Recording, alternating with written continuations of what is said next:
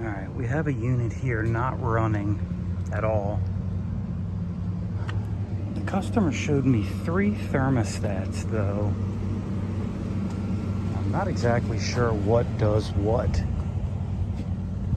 She only showed me 2 units but 3 thermostats and has no idea where the air handlers are. So let's get into this thing, see what's going on.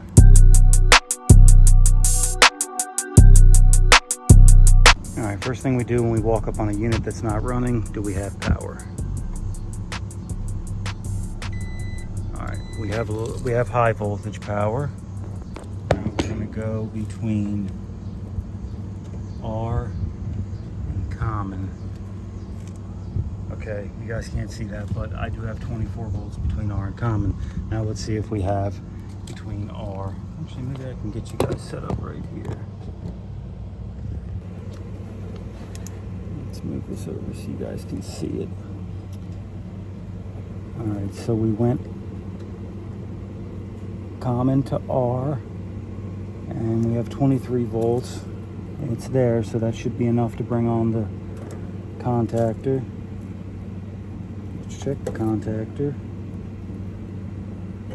No call at the contactor. So let's check between common and Y. So we have common to Y. Nothing. No call between common and Y. All right. We're gonna have to find out where these air handlers are. All right, well, I found the air handler, and it's full of water.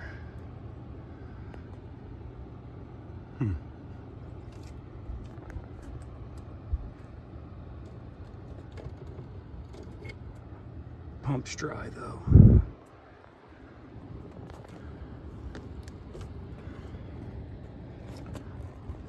Let's open this up.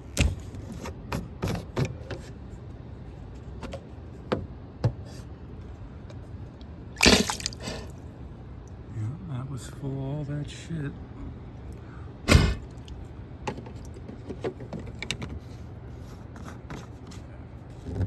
We gotta try to get that water out of there. I pumped some water into the pump and it's not pumping. Yeah, there's a severe clog somewhere.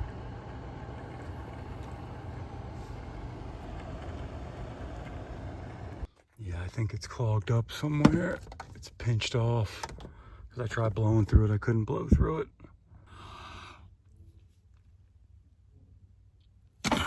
Yeah, she's pinched off somewhere.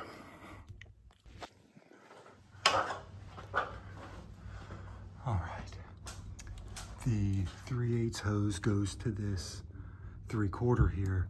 So I blew all that out. We're gonna hook it back up and see if it takes off. All right, well, the pump's now working, so that's good. All right, we got her back operational. This is all the water we pumped out.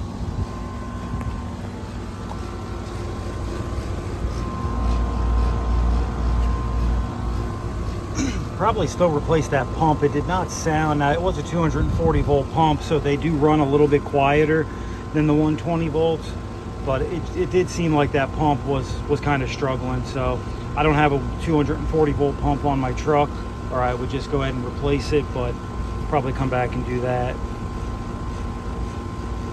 Watch it for a few minutes. I think they're having issues with another one over here too. Yeah, see, this one's running with no condenser motor. Pull that out. See what actually happened there. We got a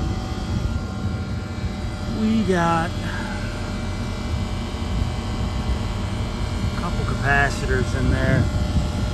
This motor has been replaced. Alright. It must have went out on high head because I jumped the test pens together and it came on. Everything came on.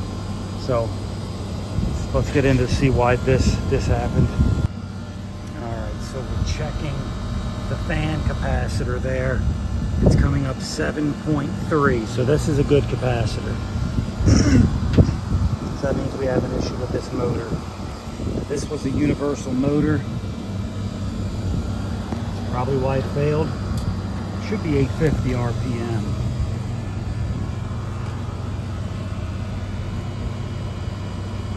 This is, no, it's a 1075.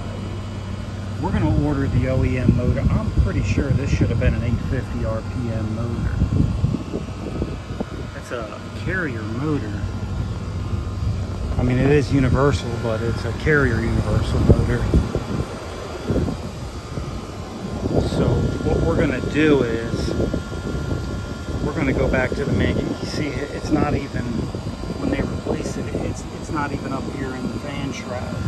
See, the blade is supposed to be even with this fan shroud, or at least the top of it is. It's not even with that. This thing was probably pulling way more amps than it should have. So we're going to get the OEM motor for this thing. And that's hot as a firecracker. Yeah, I turned it back on. It's still not coming on.